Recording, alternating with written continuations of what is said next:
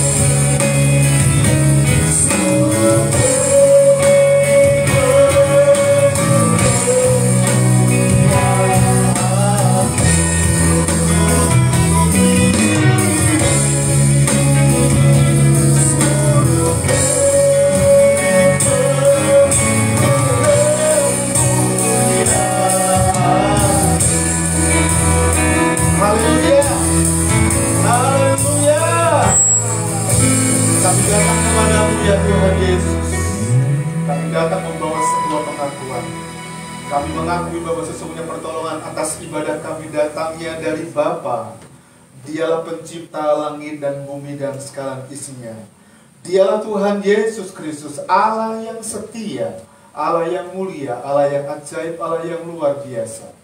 Turunlah berkat sukacita, berkat damai sejahtera dilimpahkan dalam kehidupan kita semua saat kita datang beribadah dalam ibadah raya pagi yang diberkati oleh Tuhan.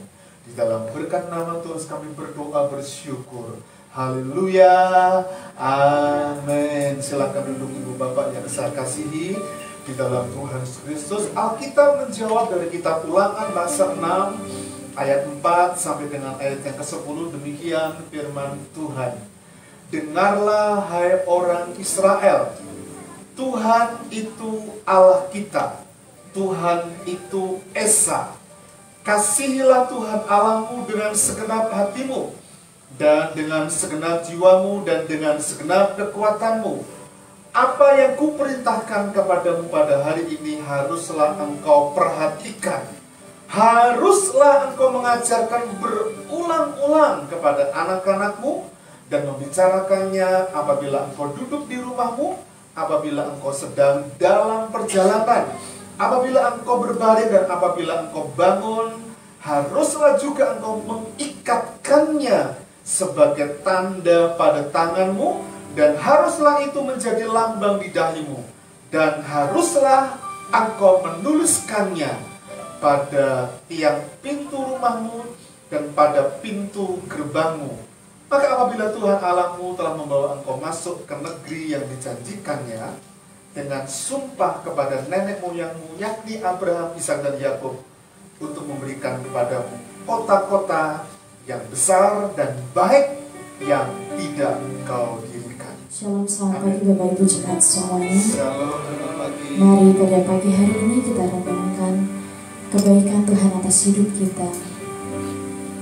Mari kita mengucap syukur, kita berdoa dengan kesungguhan hati kita bahwa kasih Allah terlalu besar dan begitu besar di setiap hidup kita.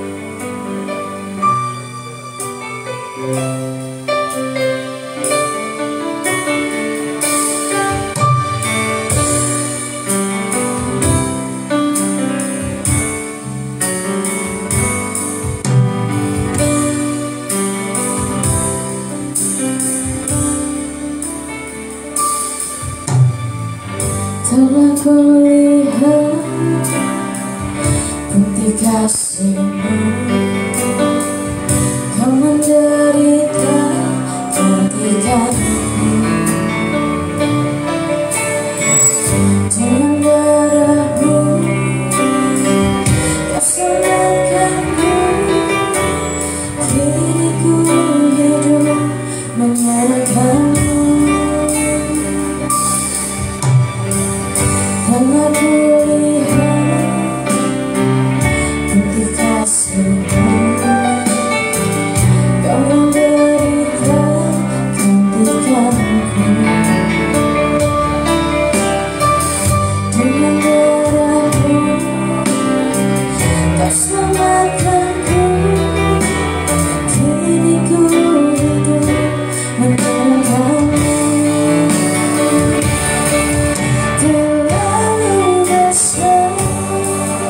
Kasih-Mu Bapa, pengorbanan yang Kau berikan bagiku.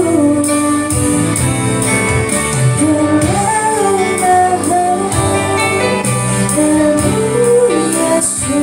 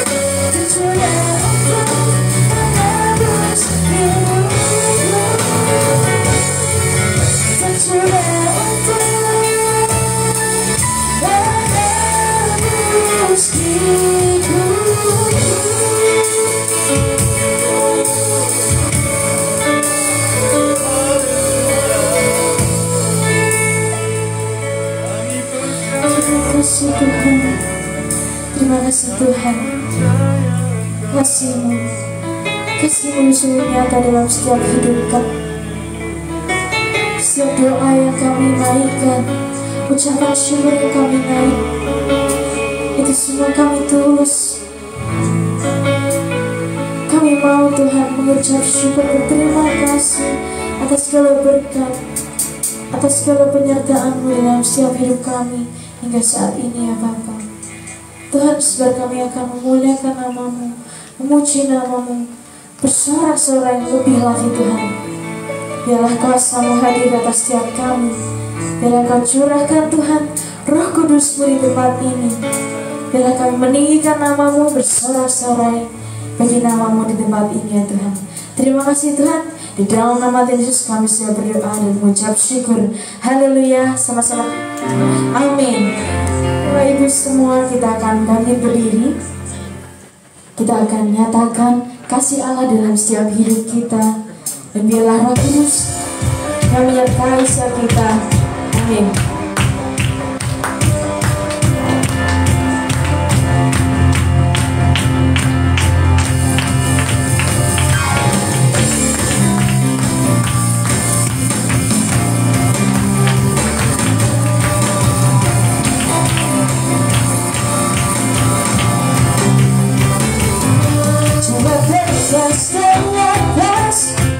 Semata terhempas, nama Yesus pemenang, nama Yesus jawaban.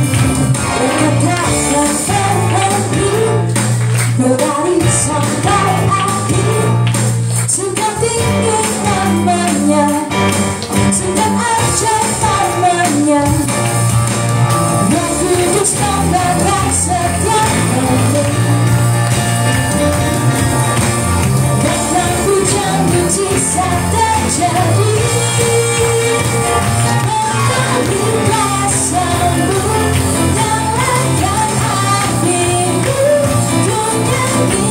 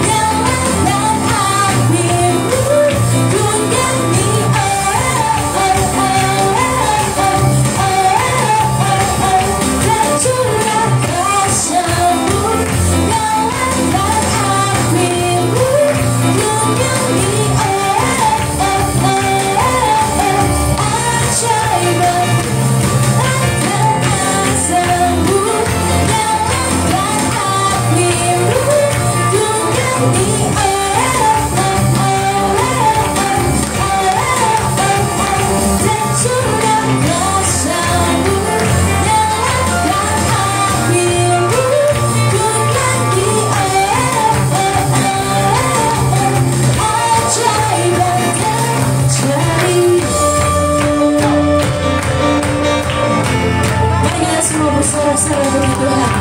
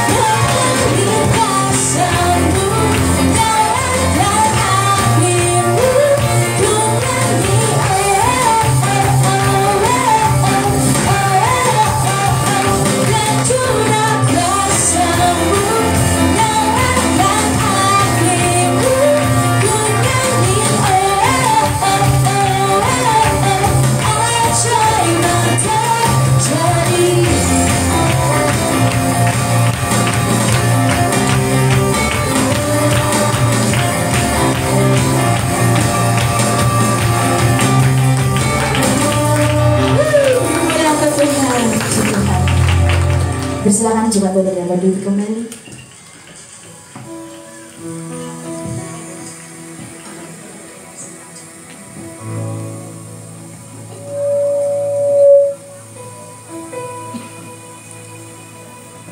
Mari kita sama-sama siapkan hati kita. Kita mau datang di hadirat-Nya. Kita mau sungguh-sungguh merasakan bahwa hadirat Tuhan berkuasa atas hidup kita.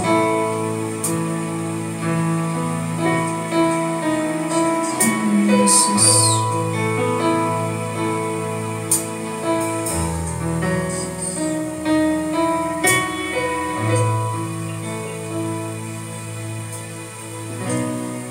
Nahi hatiku dalam hadirat-Mu,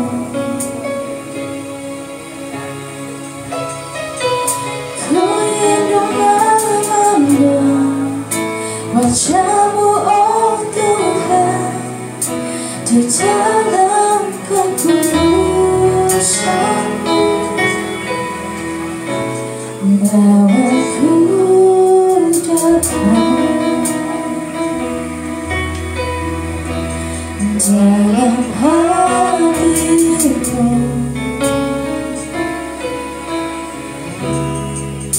ku rindu mendengar suara-Mu, oh Tuhan, di dalam kudus-Mu sekalian.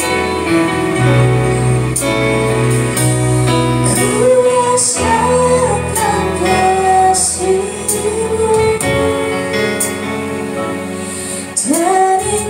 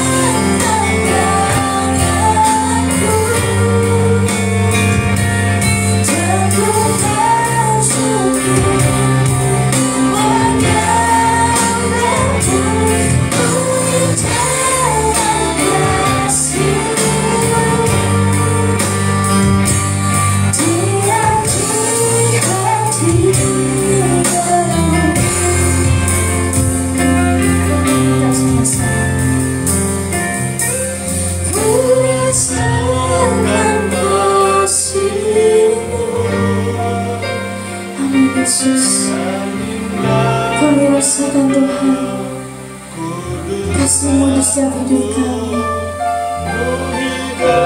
Biarlah Engkau yang memenuhi Tuhan. Haleluya Yesus. Kami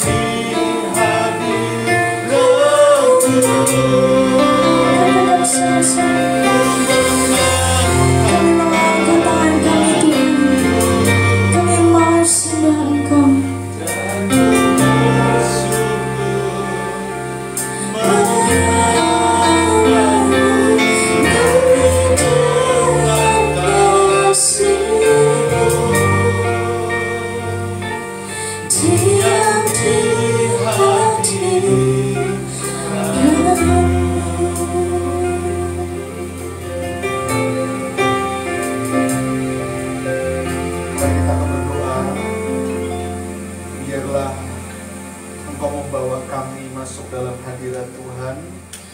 Dan menenggelamkan kami di dalamnya sehingga kami dipuaskan. Karena saat kami berada di hadirat Tuhan, kami menemukan segala sesuatu yang tidak kami temukan di dunia ini. Betapa dalamnya kasih-Mu saat kami berada di hadirat Tuhan. Betapa hebat kuasa-Mu saat kami boleh berada di hadirat Tuhan. Kami boleh merasakan bagaimana Engkau mengasihi kami. Kami boleh merasakan bagaimana Engkau menyentuh kehidupan kami, mengubahkan kehidupan kami dan membawa kehidupan kami masuk dalam pengalaman-pengalaman yang baru. Sebagaimana Tuhan mempercayakan kepada kami untuk kami hidupi identitas Kristen kami Tuhan.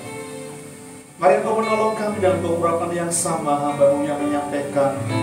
Demikian seluruh umat Tuhan jemaat FBC yang Engkau kasihi, yang ada di rumah mereka masing-masing mengikuti ibadah secara streaming, ataupun kami semua yang mengikuti ibadah di rumah ibadah secara onsite pada pagi ini. Kami mohon pengurapan yang sama mengurapi kami semua. Kami siapkan hati kami, pikiran kami, pendengaran kami, buat apa yang Tuhan sampaikan kepada kami semua. Terpujilah Engkau Bapa yang baik, Bapa yang tidak pernah berubah. Kuasa-Mu, kasih-Mu, kebaikan-Mu dalam kehidupan kami. Terima kasih Tuhan Yesus. Engkau sangat baik. Engkau teramat baik. Kami sambut kebenaran firman-Mu demi nama Tuhan kami berdoa bersyukur. Haleluya. Katakan sama-sama. Senang sekali masih bisa beribadah bersama-sama. Amin. Siapa yang punya antusias semangat yang sama untuk diberkati Tuhan bisa lambaikan tangan sama-sama. Iya, dan lihatlah kanan kiri dengan wajah bermasker, senyum dengan mata yang kelihatan senyumnya gitu.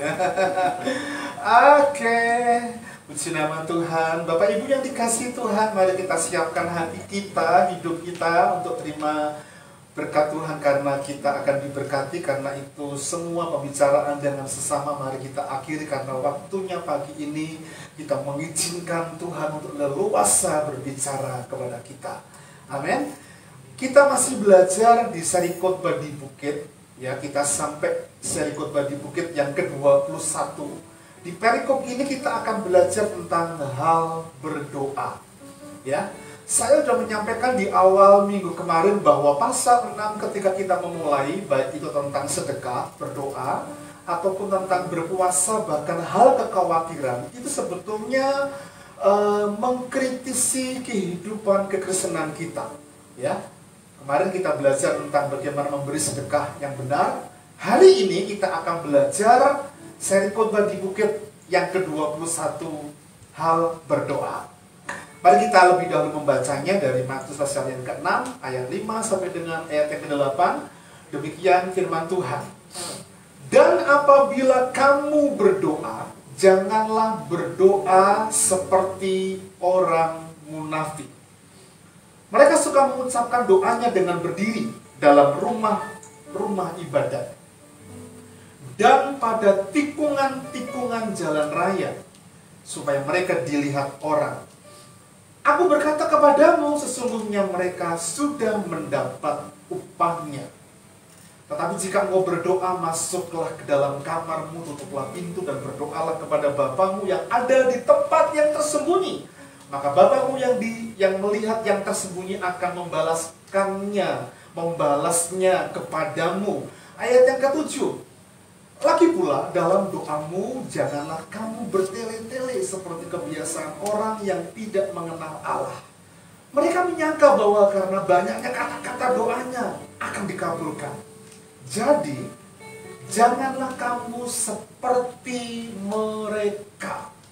Karena Bapamu mengetahui apa yang kamu perlukan sebelum kamu minta kepadanya.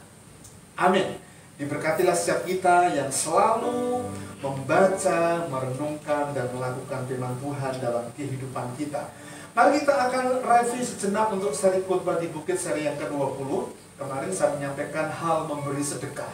Ada 3 poin yang saya sampaikan karena ayat-ayatnya hampir mirip dengan apa yang kita baca. Hanya saja kemarin tentang sedekah. Maka muncul poin yang pertama ketika kita memberi sedekah, memberi kepada fakir miskin atau kepada mereka yang layak untuk menerimanya. Yang pertama, tidak boleh mencanangkannya. Mengapa? Karena ketika kita mencanangkannya berarti dalam teks aslinya itu seperti pamer, seperti supaya orang mengagumi kita, gitu ya. Dan itu Allah nggak berkenan. Dan yang kedua, kemarin saya menyampaikan hal memberi sedekah, jangan sampai tangan kiri kita itu mengetahui apa yang diperbuat oleh tangan kanan kita. Yesus memakai tangan kiri dan tangan kanan sebagai anggota tubuh. Sebetulnya diri kita ketika kita memberi sedekah pun harusnya tidak tahu. Jadi tidak dicanangkan, tidak usah diberitakan, tidak usah disampaikan. Dan kalimat teks dalam terjemahan firman Allah yang itu digembor-gemborkan, ya, itu nggak boleh tahu. Bahkan diri kita cukup hanya Tuhan yang menjadi saksi bahwa kita telah memberikannya kepada mereka yang layak menerimanya atau kepada para fakir miskin. Yang ketiga, saya menyampaikan kemarin, hal memberi sedekah cukup dilakukan dengan tersembunyi. Karena apa? Karena ketika kita melakukan yang tersembunyi, tidak diketahui oleh orang lain, cukup Tuhan yang tahu, maka Tuhan akan membalaskan kepada kita dengan lipat kali ganda yang kita lakukan. Nah, mari kita akan fokus perhatian kita pada pagi ini tentang berdoa. Bapak Ibu yang dikasihi Tuhan, mari kita akan belajar bersama-sama tentang hal berdoa ini. Karena ini memang sebuah kritik bagi hidup kekristenan kita, bahkan sebuah kritik bagi kekristenan model Farisi dan ahli Taurat, yang memang mereka hanya melakukan doa sebagai legalitas semata karena mereka menjadi orang yang mempercayai iman mereka, dan mereka tidak menghidupi apa makna, apa arti doa yang sesungguhnya. Dan spirit Farisi, model kekristenan Farisi dan model kekristenan ahli Taurat ini adalah spirit agamawi yang perlu kita hindari. Kita tidak boleh terjebak di dalamnya. Sebuah praktek ibadah lahiriah semata. Dan Yesus mengatakan, bangsa ini memuliakan aku dengan bibirnya, tetapi hatinya sebetulnya menjauh daripada-Ku. Deskripsi yang saya sampaikan di slide yang pertama ini akan memberikan pendahuluan kepada kita, karena saya akan membawa masuk kepada Bapak Ibu dan Saudara pada slide yang kedua. Mengapa muncul kritikan-kritikan yang disampaikan oleh Yesus kepada orang Farisi dan ahli Taurat, bahkan notabene secara universal sebagai orang Yahudi? Karena mereka ternyata itu punya kehidupan doa yang luar biasa. Ya, saya membaca buku, ini cukup menarik. Ini saya sampaikan di awal, supaya kita memahami bahwa ternyata kehidupan doa tidak sekedar meminta. Kehidupan doa tidak sekedar kita menyampaikan kata-kata kita kepada Tuhan. Tapi kehidupan doa memang sebetulnya itu kita hidupi dari sejak ketika kita mengenal Kristus dalam kehidupan kita. Tapi berapa banyak dari antara kita menyadari bahwa doa yang sangat penting itu seringkali kita abaikan. Kalau diajak berdoa, tidak banyak yang suka berdoa. Ya, ayo berdoa, ikut bonbelo secara online. Yang ikut, yang biasa ikut, gitu ya. Saya menunggu, tapi tidak ada yang ikut. Ya, Gary mewakili keluarganya, ya gitu, untuk luar biasa, setia, gitu, setia banget. Dan teman-teman, saya menunggu untuk kita bersama-sama. Itu secara online loh. Kalau kita online dari rumah itu doa dari rumah enak loh. Nggak diajak ke gereja, kita bisa santai. Enak di rumah. Apalagi kalau diajak ke gereja, jelas itu boleh pengorbanan. Bapak Ibu saya kasih Tuhan, tahun depan saya punya impian kita akan berdoa tiap hari Sabtu di tempat ini. Ya. Karena kita sudah bicara dengan pihak hotel, harga sewa sudah dinaikkan karena ada macam-macam yang ditambahkan. Kita akan gunakan kesempatan hari Sabtu untuk berdoa bareng-bareng. Bapak Ibu kasih Tuhan, tidak banyak dari antara kita yang suka berdoa. Nah, saya menemukan dari sebuah artikel yang memang saya baca dari buku. William Barclay mengatakan, tidak ada agama lain yang menempatkan keutamaan doa lebih tinggi daripada orang Yahudi. Yudaisme menempatkan doa itu lebih tinggi. Semua, bahkan Rabi Yahudi ngomong begini, doa adalah besar, melebihi semua perbuatan baik. Wow. Makanya kalau kita bicara ini, ternyata mengapa Yesus mengkritik, kok ada orang-orang yang dikritik Yesus dalam teks ini itu berdoa di pinggir jalan, di tikungan jalan, di rumah ibadah, berdiri dan sebagainya. Mari kita akan lebih jauh masuk. Bapak Ibu yang dikasihi Tuhan, dalam keluarga Yahudi itu melakukan doa, ibadah doa itu di rumah-rumah yang mungkin saja hari-hari ini kita adopsi sebagai mesbah keluarga. Doa kita bersama dengan keluarga, suami istri dan anak-anak. Dan mereka mengatakan begini, doa yang diucapkan di dalam rumah untuk mereka adalah pagar tembok yang lebih kuat ketimbang pagar besi. Wow, ini kata mereka. Tapi bagaimana dengan prakteknya? Mari kita perhatikan. Bapak Ibu Saudara yang dikasihi Tuhan, bagi orang Yahudi, ketika mereka melakukan itu semua, ternyata mereka terjebak dalam sebuah kecenderungan formalitas semata. Akibatnya mereka melakukan doa di rumah, mereka melakukan hal-hal yang sebetulnya baik, di antara yang baik dari semua yang baik yang mereka lakukan, karena semua perbuatan baik itu tidak lebih tinggi dari doa yang mereka lakukan. Akibatnya apa? Mereka terjebak dalam spirit agamawi dalam kehidupan mereka. Nah, ada dua doa yang orang Yahudi lakukan dan dikritik oleh Tuhan Yesus Kristus. Doa yang pertama itu namanya Sema. Mari kita ucapkan Sema. 2, 3. Sema. Sema itu selalu diucapkan dengan kata dengarlah. Dalam perikop pendek seperti dalam kitab Ulangan pasal 6 ayat 4 sampai dengan 9, Ulangan 11 ayat 13 sampai 21, Bilangan 15 ayat 37. Dan mereka melakukan sebelum jam 9 pagi dan sebelum jam 9 malam, sebelum pukul 21. Yang kedua, ada doa yang namanya Semoneh Esrei. Mari kita ucapkan sama-sama. 2, 3. Semoneh Esrei.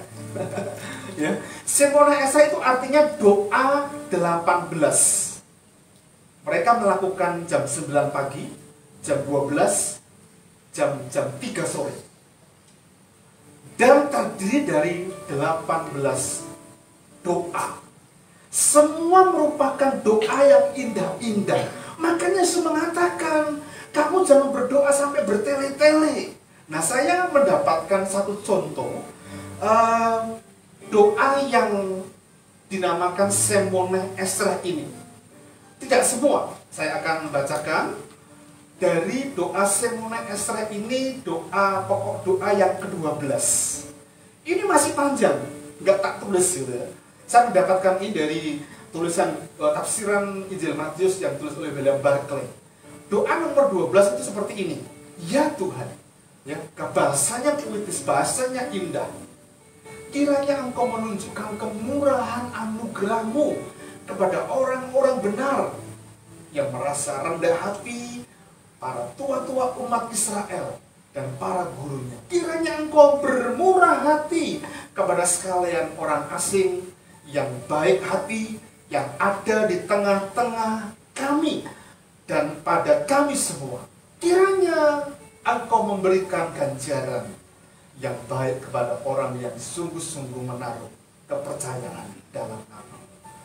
Jadi, kalau kita perhatikan, mereka betul-betul terjebak. Sema itu sebelum jam 9 pagi. Maka, kalau sudah lewat itu, sudah tidak ada esensi hakiki yang manfaatnya bagi mereka. Maka Yudaisme yang kolot, mereka akan cari Tuhan pagi hari dan mengucapkan sema, ya, mengucapkan sema dalam doa mereka, perikop pendek dalam Ulangan dan sebagainya, ya.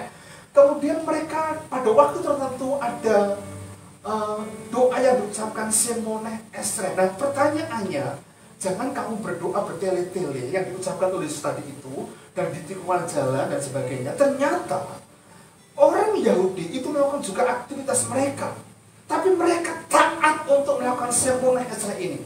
Jadi ketika mereka berjalan, melakukan perjalanan, dan mereka sampai di jalan, dan mereka tahu bahwa itu jam 9, mereka harus berhenti mengucapkan doa itu. 18 dibaca,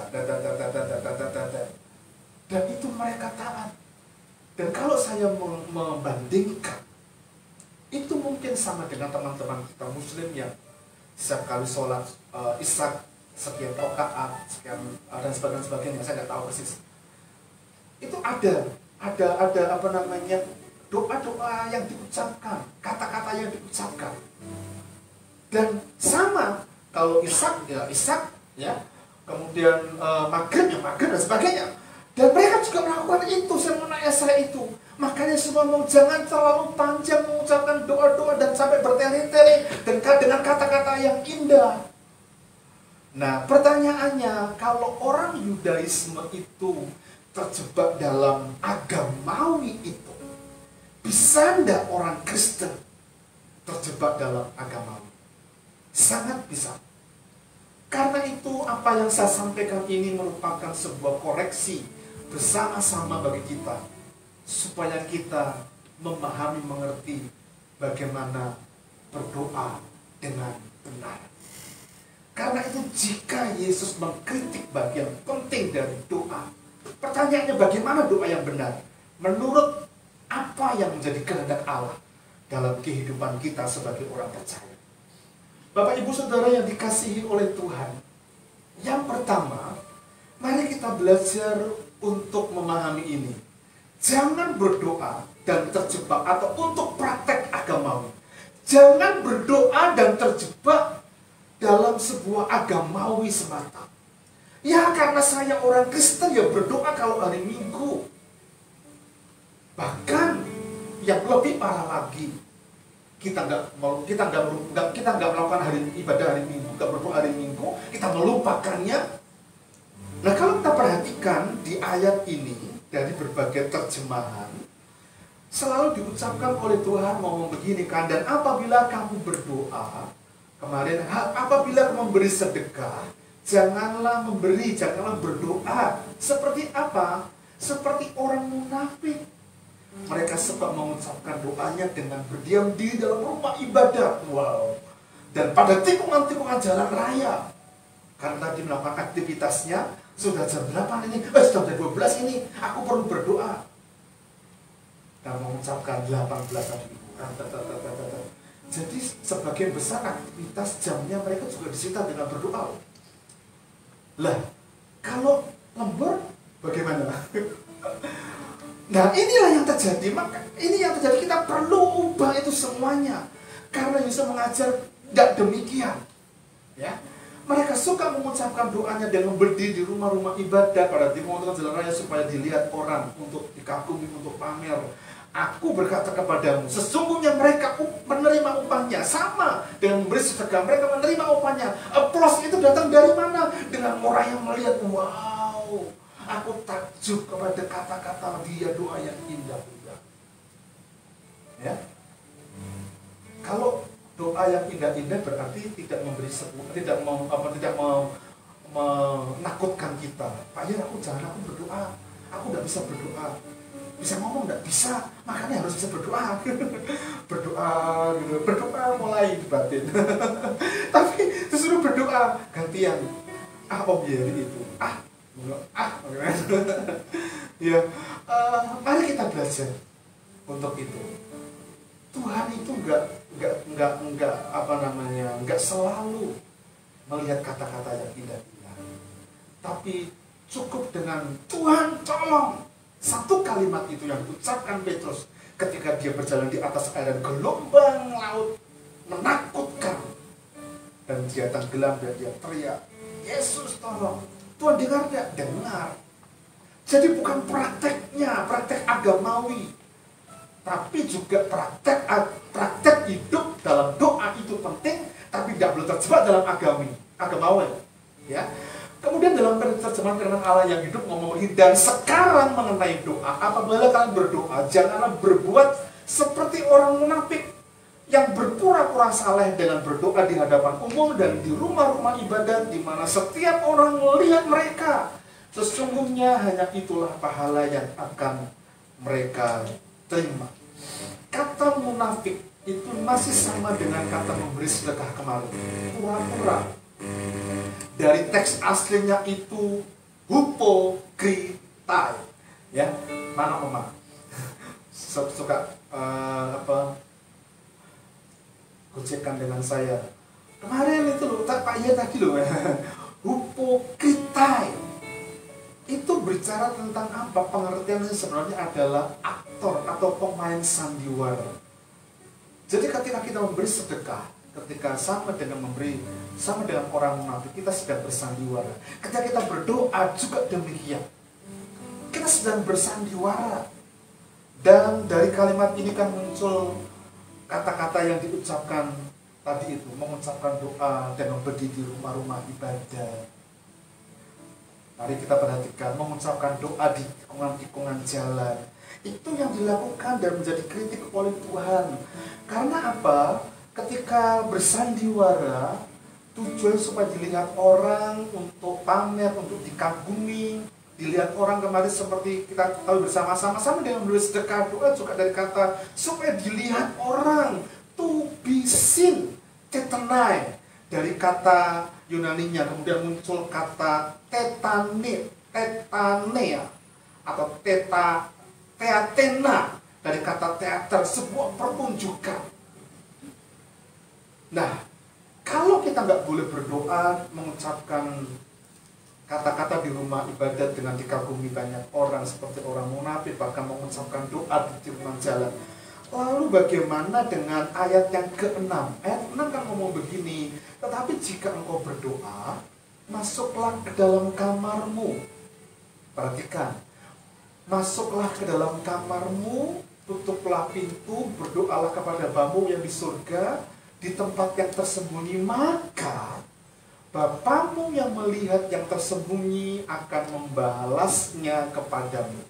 Bapak Ibu Saudara yang dikasihi Tuhan, hal berdoa, penekanannya di sini Tuhan mengkritik supaya kita itu tidak pamer, tidak terjebak dalam praktek agamawi saat kita berdoa, saat memberi sedekah, bahkan saat kita berpuasa. Ya, dua pertemuan yang akan datang itu membahas doa Bapa Kami seri 1 dan seri 2. Kemudian kita akan berdoa, belajar tentang hal berpuasa, baru masuk hal kekhawatiran. Sama, kita melakukan itu semua nggak boleh praktek dalam sisi pamer gitu. Nah, ayat-ayat yang kita baca tadi sebetulnya tidak berarti demikian. Tidak berarti bahwa, yang pertama perhatikan, tidak boleh berdoa sambil berdiri pada waktu ada di tempat ibadah. Saya berdoa di tempat ibadah dengan berdiri. Ya, juga tidak berarti bahwa tidak boleh berdoa di tikungan jalan raya. Silakan, nggak apa-apa. Ya, apalagi kalau kita sedang sebuah dalam perjalanan yang mengharuskan kita untuk jaga diri baik-baik, minta permohonan Tuhan. Dan sepanjang perjalanan kita perlu berdoa. Bukan hanya di tikungan jalan, sepanjang jalan berdoa. Ya, memohon anugerah Tuhan. Juga tidak berarti bahwa kalau berdoa harus dalam kamar dan pintu harus tutup. Tidak demikian juga. Tidak berarti juga bahwa kalau berdoa tidak boleh diketahui oleh orang sama sekali. Saya berdoa di tempat ibadah, kita semua tahu. Lah, mengapa demikian? Mari kita belajar. Karena Yesus, kehidupan Yesus mengajar begini. Dia memberi contoh. Yesus tidak selalu berdoa di dalam kamar. Ayat 1 dalam pasal 1 ayat 35 dan Matius pasal 26 ayat 36 sampai 46 ini Yesus tidak berdoa di dalam kamar. Dia berdoa pagi-pagi benar, waktu hari masih gelap, ia bangun dan pergi keluar. Di mana? Ia pergi di tempat yang sunyi dan berdoa di sana supaya tidak diganggu oleh orang. Dia berdoa kepada Bapa dan pagi-pagi benar. Ya, saya berharap ketika kita mengaminkan di grup, ketika ada postingan begitu, kita sudah berdoa. Ya, Pastor ya. Karena kadang-kadang lebih pagi, Mbak Santi paling pagi, Bu Esther lebih pagi, Pak Budi lebih pagi lagi. Saya berharap kita sudah berdoa. Ya. Yesus juga berdoa. Dan dia tidak berdoa selalu di dalam kamar, dia berdoa di luar. Bahkan Matius pasal 26 ini dia berdoa di Taman Getsemani. Ketika dia dalam pergumulan yang sangat berat. Karena cawan murka Allah itu akan diterimanya. Dia berdoa dengan sangat berat sampai peluhnya, pembuluh kapilernya itu pecah. Karena saking takutnya ketika dia berdoa. Dan ucapan doa yang diucapkan itu sama. Sama. Kalau boleh, biarlah cawan itu lalu daripadaku. Tapi bukan kehendakku, kata Yesus, tapi kehendak Bapa. Kalimat itu yang diucapkan terus. Tapi doa itu memiliki makna yang luar biasa dalam kehidupan kita kalau kita terjemahkan baik-baik dalam kehidupan kita. Kemudian Yesus juga kadang-kadang berdoa di depan banyak orang. Jadi didengar dengan banyak orang. Dalam Lukas 3 ayat 21 itu ketika seluruh orang banyak itu telah dibaptis.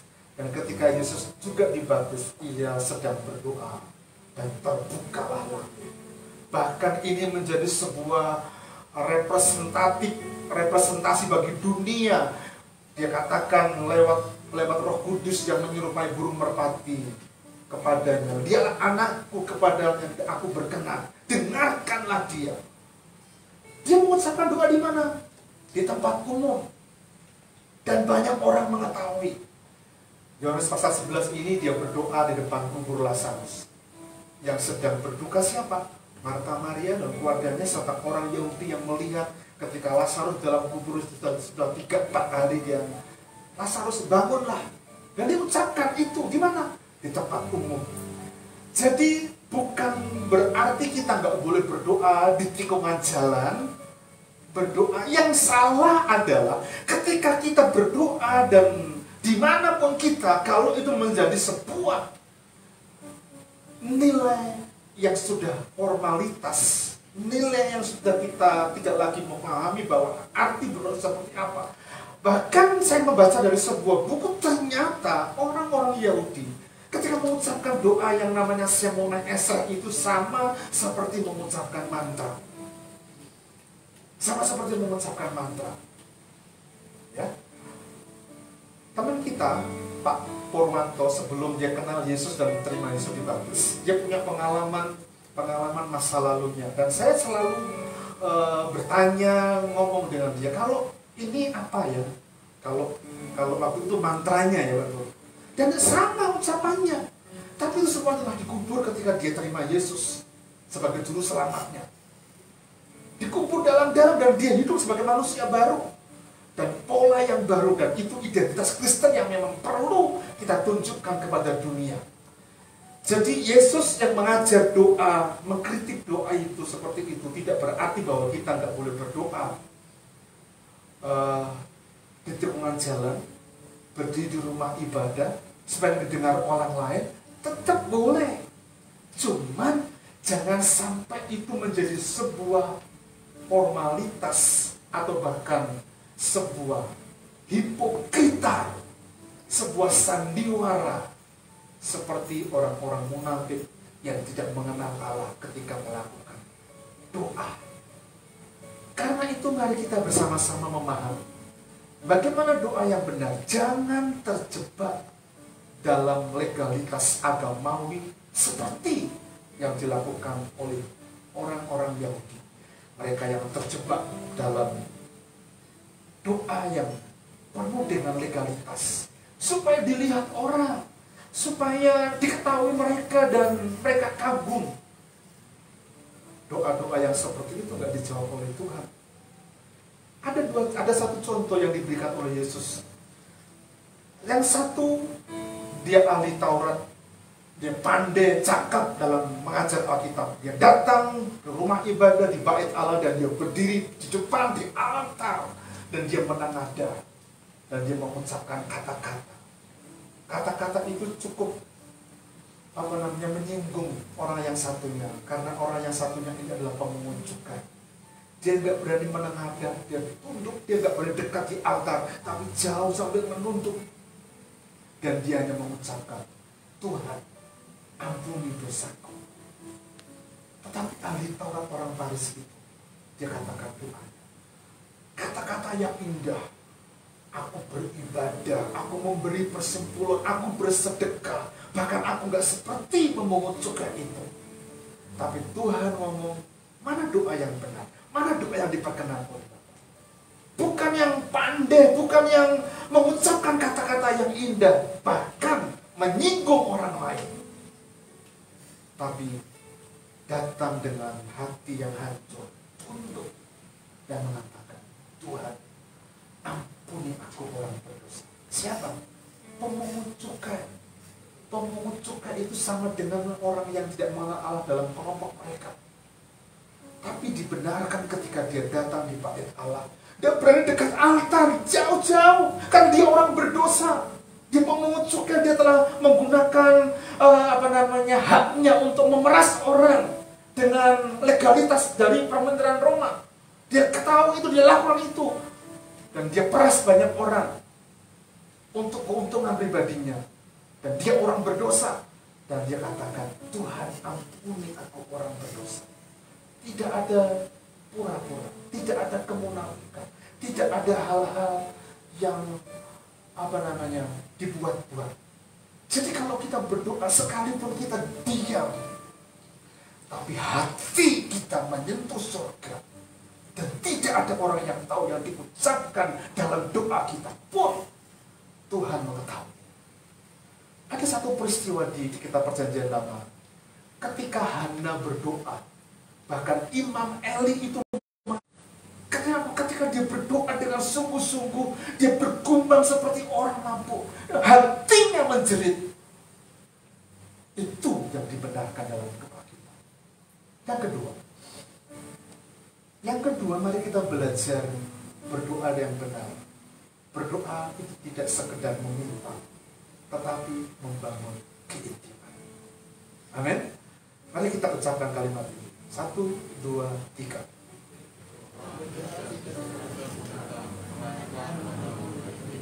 Iya, tidak ada semua seperti taman permainan begitu. Pak Iman, mana suaranya? 1, 2, 3. Berdoa tidak sekadar meminta, melainkan membangun keintiman. Mari kita perhatikan. Tetapi jika engkau berdoa, masuklah ke dalam kamarmu, tutuplah pintu, dan berdoalah kepada Bapamu yang ada di tempat yang tersembunyi. Maka Bapamu melihat yang tersembunyi akan membalaskannya kepadamu. Perhatikan baik-baik kalimat ini. Masuk ke dalam kamarmu dan tutuplah pintu. Berdoalah kepada Bapamu yang ada di surga. Masuk kamar, tutup pintu. Itu bicara tentang keintiman. Suami istri yang intim dalam hubungannya. Bahkan ketika ada hubungan intim yang memang sudah menjadi kewajiban mereka, mereka tidak akan lakukan dengan terbuka kecuali orang gila. Iya, mereka akan tutup pintunya. Dan itu apa? Tersembunyi, tidak ada orang yang tahu. Keintiman. Nah ternyata Tuhan pakai itu, tutup pintu ketika kau berdoa dalam kamar, supaya kita dapat ngomong dengan Bapa kita di surga. Bapa menyampaikan apa yang menjadi isi hatinya kepada kita. Dan itu bicara tentang keintiman. Makanya ada banyak orang-orang Kristen yang melakukan ini. Mereka berbuah, mereka melakukan kehendak Allah, mereka melahirkan anak-anak rohani. Karena apa? Dari keintiman. Kekristenan yang mandul berarti mungkin saja tidak pernah melakukan hubungan intim dengan Bapa di surga. Suami istri yang melakukan hubungan intim selalu ada hal yang didapatkan. Paling tidak, anak pasti ada. Karena itu mari kita bertanya dalam kehidupan kita. Keintiman dengan Bapa. Ini yang sebetulnya diajar oleh Yesus dalam ayat ini. Apabila kita berdoa, masuk ke dalam kamar dan tutup pintu. Tidak hanya sekedar meminta, tapi bangun hubungan intim. Bangun hubungan intim itu enggak ngomong. Karena ayat 8 tadi, sebelum kita doa, dia tuh Bapak itu tahu gitu loh. Bapak Ibu yang dikasihi Tuhan, ini sebetulnya merupakan esensi kekristenan. Esensi kekristenan berarti itu penting. Itu penting. Lalu pertanyaannya loh, Pak Yer, kalau doa boleh tidak meminta? Oh boleh. Tapi kalau doa meminta, jangan sampai kita habiskan untuk apa? Untuk kepentingan diri sendiri. Pekerjaanku, suamiku, istriku, ceceku, kucingku, anjingku, dan sebagainya. Selalu berorientasi untuk diri sendiri. Tidak boleh. Saya mau tanya, ada di antara kita yang punya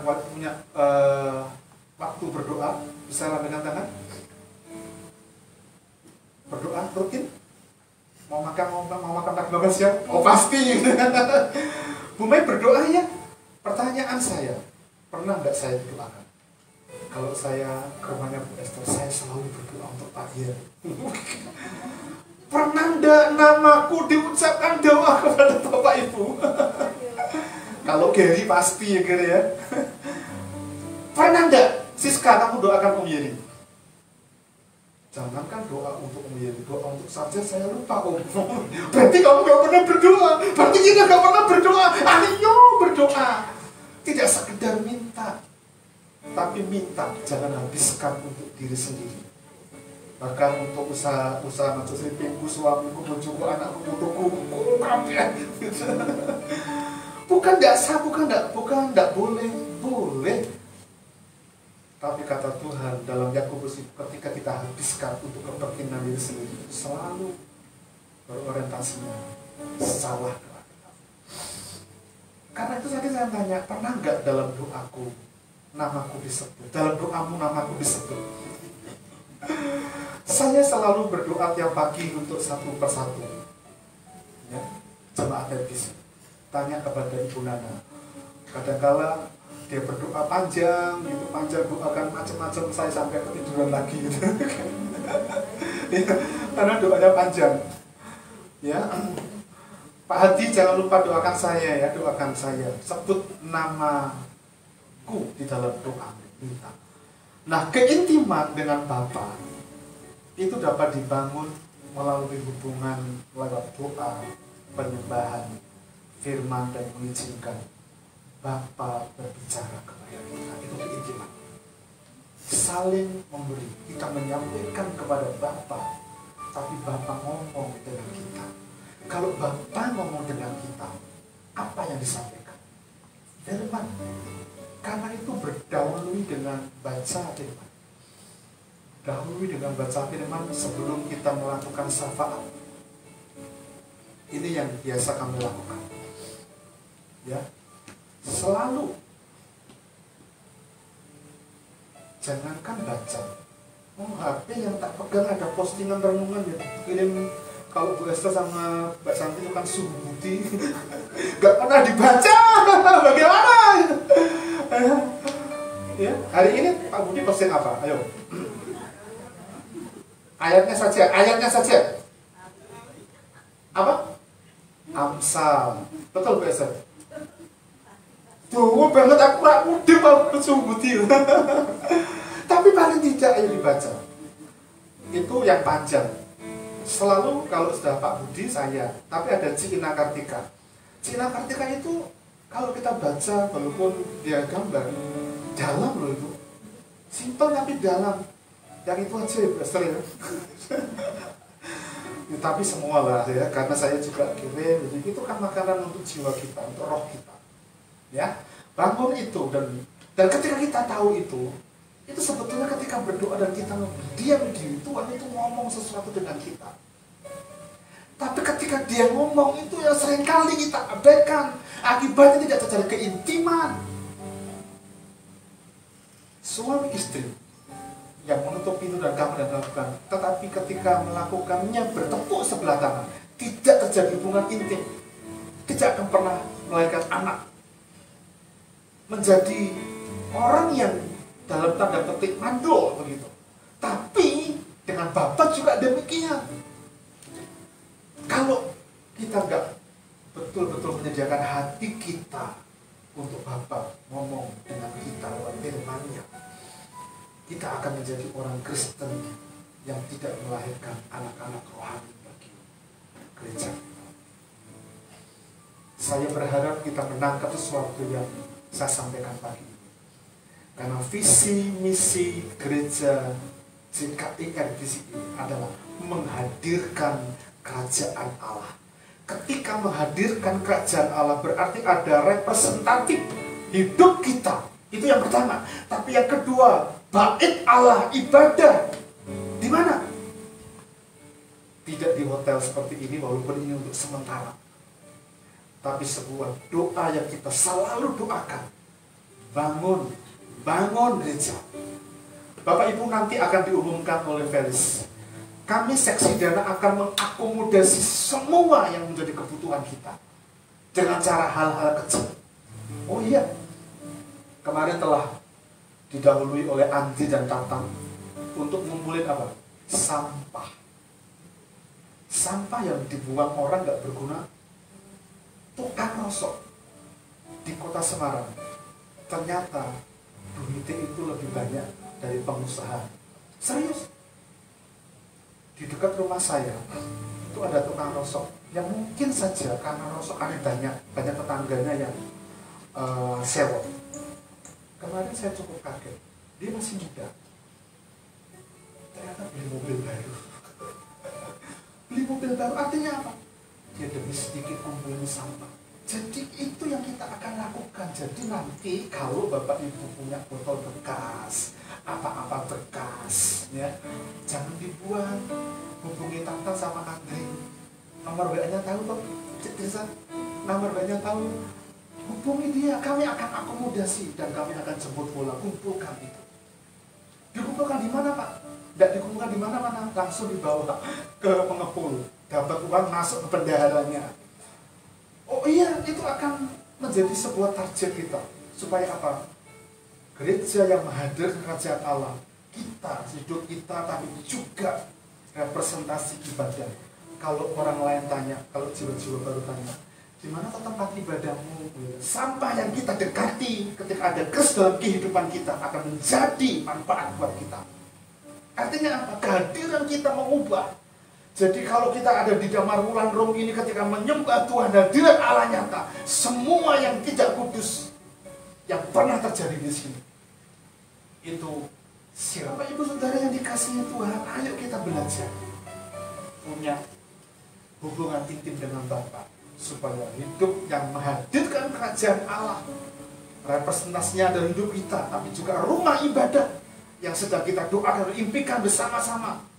Support dengan doa, bawa dalam doa sehingga nama Tuhan dimuliakan. Yang ketiga dan yang terakhir, ya, yang ketiga bagaimana berdoa yang benarnya simpel. Jangan berdoa bertele-tele, ya, berdoa yang bertele-tele. Lagi pula dalam doamu ayat 7, janganlah kamu berdoa bertele-tele seperti kebiasaan orang yang tidak mengenal Allah. Mereka menyangka bahwa mereka karena banyaknya kata-kata doanya akan dikabulkan. Dalam terjemahan Alkitab yang sederhana, Alkitab yang terbuka.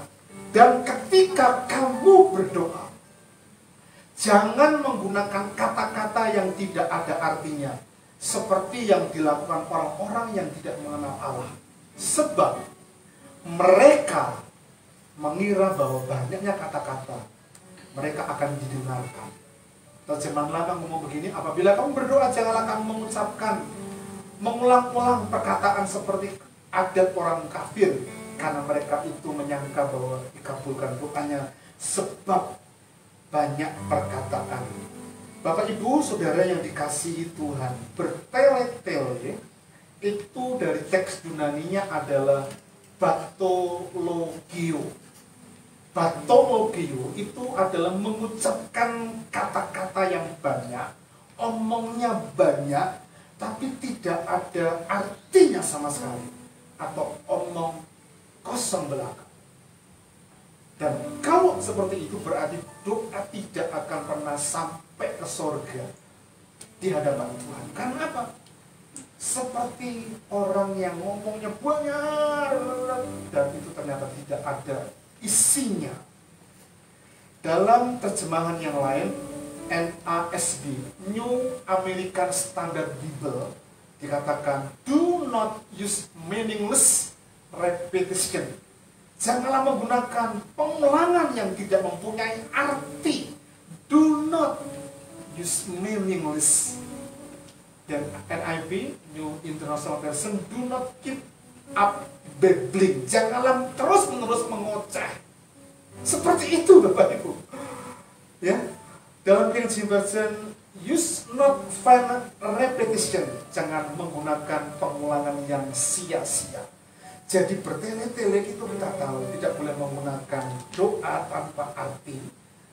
Jadi kalau kita berdoa orang lain nggak ngerti, mungkin Bapak tahu, yes, saya tahu. Tapi kalau orang lain nggak mengerti, itu lebih baik jangan. Saya tetap mempercaya itu.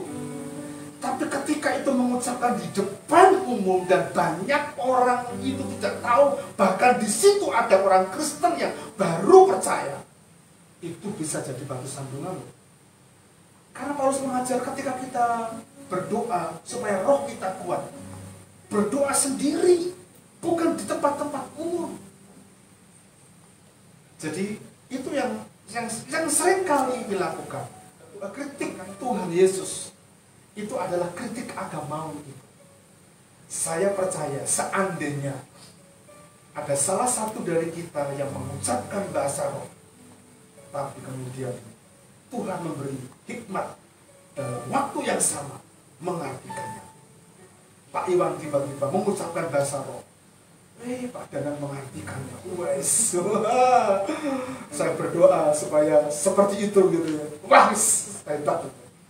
Ya itu terjadi, itu berarti sama, dan itu diucapkan sama-sama di dalam ini loh, di dalam pertemuan-pertemuan raya seperti itu. Gak apa-apa yang seperti itu, tahu, tidak menutupi itu. Tapi kalau pertemuan raya ada yang berbahasa, tapi ada yang mengartikannya, itu akan membangun jemaat, ya, membangun jemaat.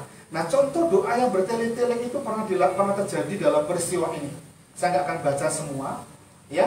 Elia dan Nabi Baal, mereka sama-sama berdoa, menoreh-noreh badannya sampai berjingat-jingat dan berulang-ulang, ternyata apinya nggak turun dan kebakar persembahannya itu. Kemudian Elia, persembahannya itu tidak disuruh guyur minyak, tapi guyur pakai air. Dan ketika dia berdoa satu kalimat, maka api menyambar dan doa Elia didengar. Tapi doa yang bertele-tele itu diucapkan sama seperti orang yang tidak mengenal Allah. Siapa?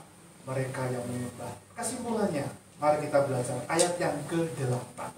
Ini kesimpulan yang kita akan baca dan kita akan akhiri doa khotbah ini. Jadi janganlah kamu seperti mereka dalam hal berdoa yang bertele-tele, doa dengan dan sebagainya. Karena Bapamu mengetahui apa yang kamu perlukan sebelum kamu minta kepadanya. Bapak Ibu, jika Bapa mengetahui apa yang kita perlukan, berarti nggak usah berdoa dong. Iya kan? Bapak udah tahu. Enggak. Kalimatnya adalah, apakah kita tetap berdoa? Tetap. tetaplah berdoa. Yes, berdoalah. Dengan tetap berdoa akan mengajar kita untuk tetap mencari Tuhan dalam kehidupan kita. Dengan tetap berdoa mengajar untuk mengimani janji-janji Tuhan. Dengan tetap berdoa akan mengajar kita untuk tidak khawatir. Bahkan dengan tetap berdoa, maka Tuhan akan mencatat semua kebutuhan kita, bahkan kebutuhan yang belum sempat kita bawa dalam doa. Karena itu rutinlah punya waktu untuk berdoa, karena doa akan menolong kita untuk memahami kehendak Bapa dan kita lakukan dalam kehidupan kita. Amin. Mari kita akan datang kepada Tuhan. Saya undang Ibu Bapak bisa berdiri bersama-sama. Ambillah waktu teduh kita pada pagi ini.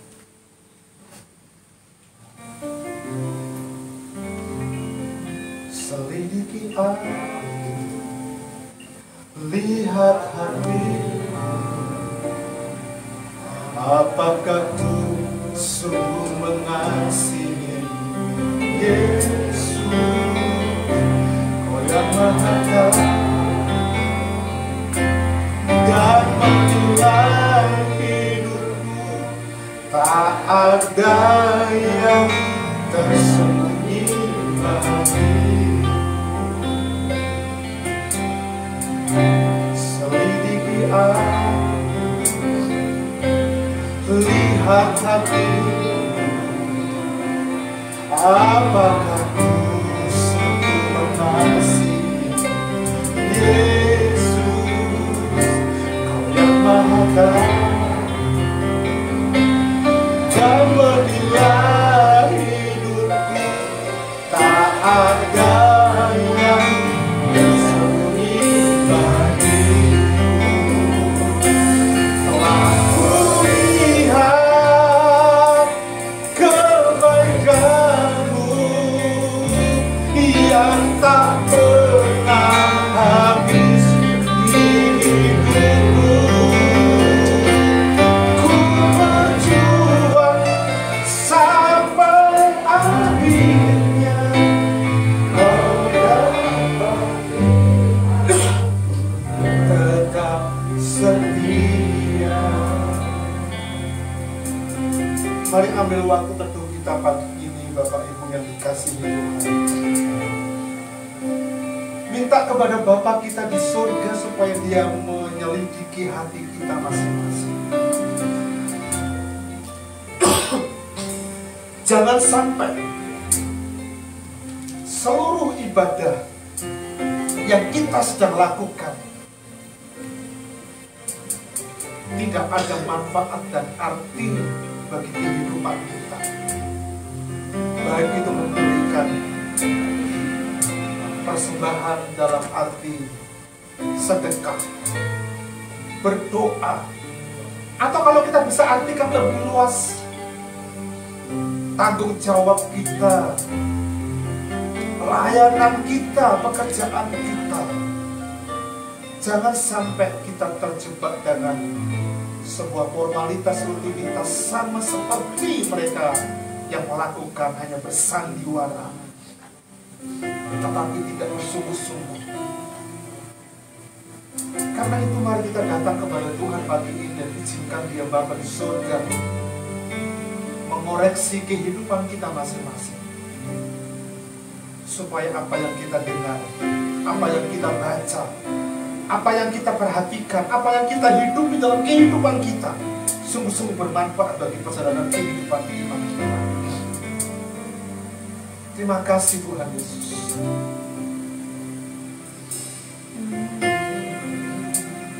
Telah kulihat kebaikan-Mu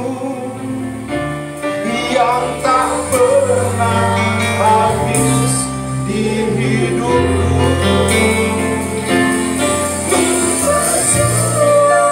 Sampai akhirnya Kau dapati aku tetap setia.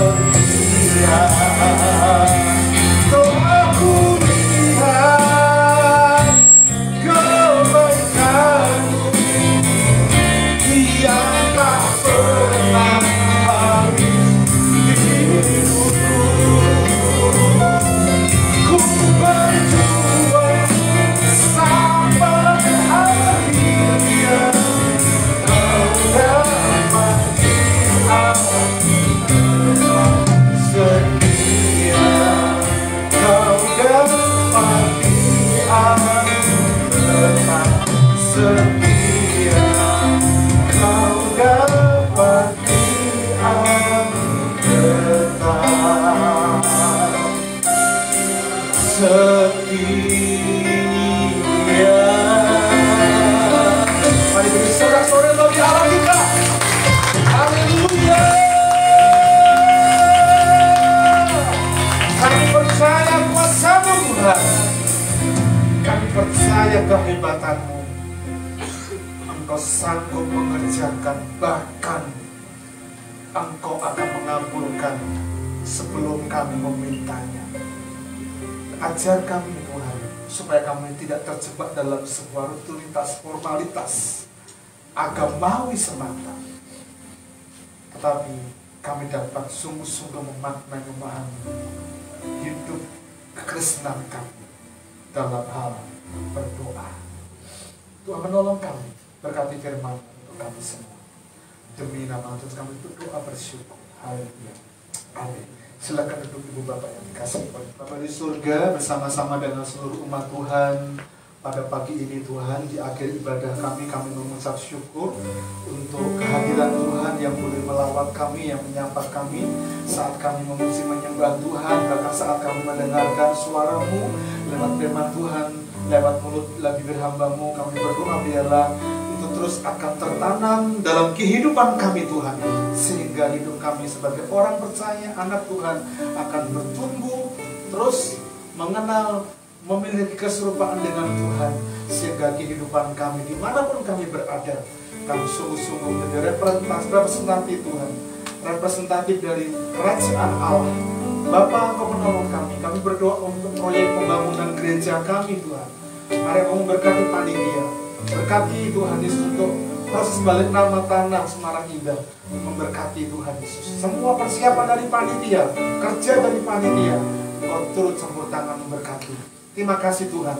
Terima kasih Tuhan Yesus. Anugerah melimpah, berkat melimpah. Terima kasih untuk pelayan Tuhan.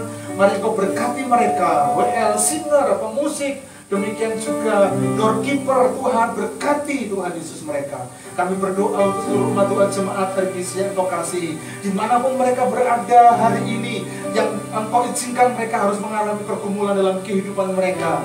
Tuhan, hadir dalam kehidupan kami anak-Mu. Pekerjaan kami diberkati oleh Tuhan, rumah tangga kami diberkati oleh Tuhan. Ketika Engkau hadir dalam aktivitas kami Tuhan, Bapak, Engkau memberkati kami semua, termasuk dalam studi kami, kuliah kami. Engkau menolong, Engkau turun campur tangan. Kami berdoa untuk jemaat-Mu yang mengikuti ibadah di tempat ini, ataupun mereka yang mengikuti ibadah secara online dari rumah mereka masing-masing. Bila berkat surgawi menaungi mereka semua, berkat Allah itu menaungi mereka semua. Anak-anak kami diberkati oleh Tuhan, cucu-cucu kami diberkati oleh Tuhan. Semua kami ada dalam kabar dan perlindungan dari Tempat yang Maha Tinggi. Dan berkat-berkat Allah itu datangnya berbuah-buah, dan kami siap untuk jadi seorang berkat lewat pekerjaan Tuhan yang ada di tempat ini. Bapak, Engkau menolong kami. Berkati seluruh keluarga besar semangat dan visi dari usia anak-anak sekolah minggu sampai kepada mereka yang lanjut usia. Tuhan juga menolong persiapan seksi acara yang menyiapkan acara Natal pada tahun ini. Tuhan menolong, berkati bahkan kami semua yang terisak dalam kepengurusan bidang yang ada. Berkati Tuhan persiapan program kami untuk tahun depan 2022. Engkau juga memberkati. Terima kasih Tuhan Yesus, berkat melimpah atas kehidupan kami semua. Berkat melimpah atas kehidupan kami semua. Bapak Ibu jemaat yang dikasihi Tuhan, angkatlah kedua belah tangan-Mu dan pandang Dia Bapa sumber berkat. Bagi Bapak Ibu yang ada di rumah, angkat kedua belah tangan, menghadap layar monitor di mana Engkau berada. Dan berharaplah Bapa yang baik itu mencurahkan berkat untuk kehidupan kita. Ulanglah Engkau membawa berkat Allah, berkat yang datang dari Bapa dan dari Tuhan Yesus Kristus persekutuan dalam Allah Roh Kudus itu mencurahkan berkat kepada kita. Tuhan memberkati engkau dan melindungi engkau. Tuhan menghadapkan wajahnya yang kudus kepadamu dan seraya memberikan berkat sukacita. Berkat damai sejahtera dilimpahkan dalam kehidupan kita semua. Engkau akan menjadi kepala dan bukan ekor. Dan engkau akan mengalami progres naik dan tidak pernah turun. Berkat-berkat Allah itu akan kau rasakan di hidup rumah tanggamu, pekerjaanmu, studimu. Bahkan berkat Allah itu akan kau rasakan terus dalam kehidupanmu. Seperti pohon yang ditanam di tepi aliran air yang akan terus menghasilkan buah. Demikianlah hidupmu diberkati oleh Tuhan. Dari sejak pagi ini, besok bahkan sampai kepada Maranatha, Tuhan datang kedua kali menjemput kita sekalian. Dalam nama Tuhan kami berdoa bersyukur. Haleluya. Amin.